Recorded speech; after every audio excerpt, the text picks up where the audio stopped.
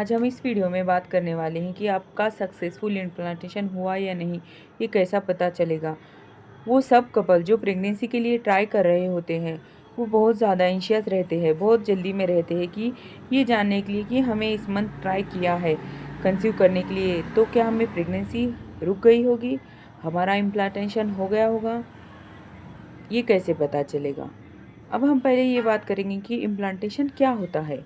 Implantation मतलब गर्भ जो कि एम्ब्रियो जो कि फीमेल एग और मेल स्पर्म से मिलने के बाद बनता है।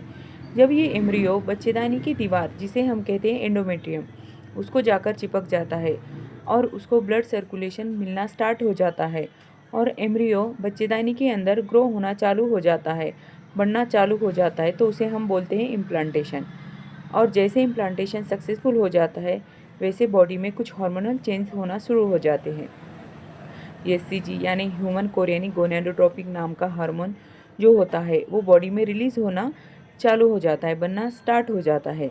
जैसे जैसे इम्प्लांटेशन होता है, प्रेगनेंसी ग्रो करती है, वैसे वैसे एचसीजी भी है जो बॉडी में बढ़ता जाता है और जो एंडोमेट्रियम है वो टिकने लगता है। कुछ दिनों के बाद में आपका एंडोमेट्रियम झड़ता नहीं है, ब्लीडिंग नहीं होती है और आप जैसे ही प्रेगनेंसी टेस्ट करते हैं वैसे ही प्रेगनेंसी टेस्ट पॉजिटिव आ जाता है। लेकिन इसके लिए आपको इंतज़ार करना पड़ता है पीरियड मिस्ड होने का।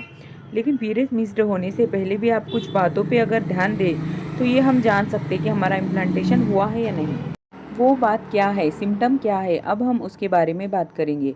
जैसे हमने बताया, जब इम्प्लांटेशन होता है तो एम्ब्रियो एंडोमेट्रियम को चिपकता है और वहाँ पर उसको ब्लड सप्लाई होना स्टार्ट हो जाता है और एचसीजी रिलीज़ होना स्टार्ट हो जाता है।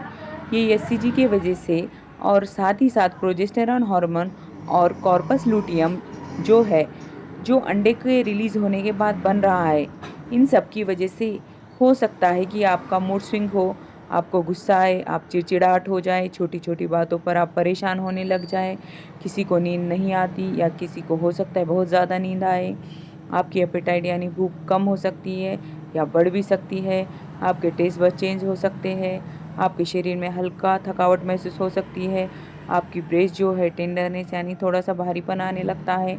तो ये वो लक्षण है जिससे आप गेस कर सकते हैं कि आपका इम्प्लांटेशन सक्सेसफुल हुआ है। इसके बाद होता है इम्प्लांटेशन डीप। इम्प्लांटेशन डीप मतलब आपके बॉडी टेम्परेचर में इम्प्लांटेशन के समय पर थोड़ा सा गिरावट आती है, तकरीबन 1 डिग्री के करीब।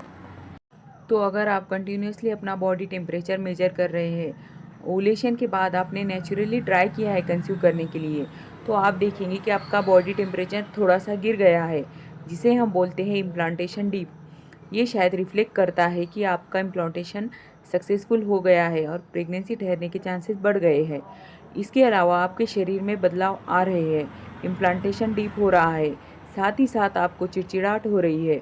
ज़रूरी नहीं कि ये लक्षण सभी में दिखे, किसी को ब्लोटिंग होती है, किसी को उल्टी जैसा जी मचलाता है और किसी किसी में इम्प्लांटेशन स्पॉटिंग होती है, यानी कि योनि मार्ग से हल्का सा ब्लीडिंग होता है।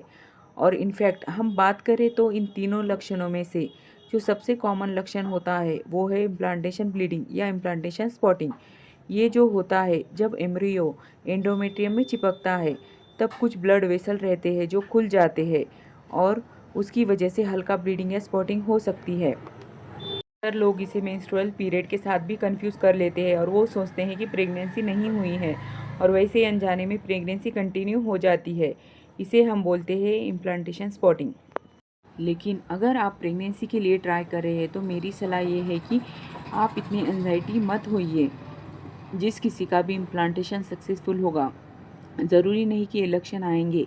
किसी को कोई भी लक्षण नहीं आता, किसी किसी को कम लक्षण आते हैं या कभी कभी शरीर में और भी कुछ तकलीफ या बदलाव आते हैं, जिसके वजह से इस तरीके के लक्षण आपको दिखाई दे सकते हैं। आप अननेसेसरीली ये सोचते हैं कि आप प्रेग्नेंट है, आपका पीरियड आए उसके बाद आप प्रेगनेंसी टेस्ट करने का सोचते हैं या मानते ही नहीं हैं कि आप प्रेग्नेंट नहीं हैं, क्योंकि ये सिम्टम तो हमारी बॉडी में आ रहे थे। तो जानिए इसकी बहुत सारी वजह हो सकती है, इस तरह के लक्षण आ सकते हैं। तो आप बिल्कुल भी एंजाइटी मत रहिए। अगर आप प्रेगनेंसी के लिए ट्राई कर रहे हैं तो आप बिल्कुल रिलैक्स रहिए, फर्टाइल डेज़ को फॉलो करिए और आप पीरियड के मिस्ड होने का वेट कीजिए। और अगर आपके पीरियड मिस्ड हो जाए तो आप यूरिन प्रेगनेंसी टेस्ट करिए।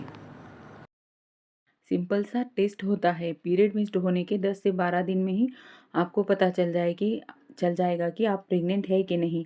फिर भी आप जानना चाहते हैं तो इन सिम्टम पे ध्यान रख सकती हैं, या क्या आपका इम्प्लांटेशन हुआ या नहीं। कभी कभी एबनॉर्मल इम्प्लांटेशन होता है। एबनॉर्मल इम्प्लांटेशन मतलब बच्चा बच्चेदानी में रुकने की बजाय फैलोपियन ट्यूब में रुकता है। गर्भ बनने की जो प्रक्रिया होती है वो फैलोपियन ट्यूब में होती है, और फिर फैलोपियन ट्यूब धीरे धीरे मसलते हुए इस गर्भ को बच्चेदानी तक पहुंचाती है और वहाँ पे गर्भ टिकता है। लेकिन कभी कभी अगर ट्यूब का फंक्शन गड़बड़ा जाता है, ट्यूब ठीक से काम नहीं करता, तो ये एम्ब्रियो ट्यूब में इम्प्लांट हो जाता है, जिसे हम बोलते हैं एक्टोपिक प्रेगनेंसी, और वो एक डेंजरस कॉम्प्लिकेशन होता है। तो इसके लिए अच्छा है कि जैसे ही आपके पीरियड मिस्ड हो जाते हैं वैसे ही आप अपना प्रेगनेंसी टेस्ट कराइए, और उसके 10 से 15 दिन बाद अल्ट्रासाउंड कराइए, ताकि आप ये जान सकें कि आप वाकई में प्रेग्नेंट है या नहीं, और आपकी प्रेगनेंसी हेल्दी है या नहीं। अगर वीडियो पसंद आए तो वीडियो को लाइक, शेयर एंड चैनल को सब्सक्राइब कीजिए।